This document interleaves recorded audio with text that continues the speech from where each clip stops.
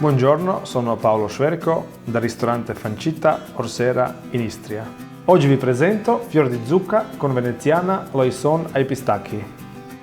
Ingredienti per 2 persone: 4 fiori di zucca, farina, un uovo, birra fredda, una fetta di veneziana al pistacchio, pecorino semistagionato, sale e pepe.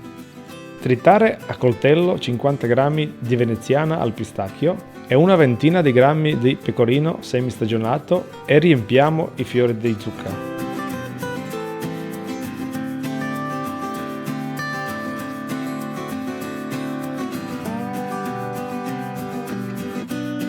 Prepariamo un tempura con farina, uovo, birra fredda, un pizzico di sale.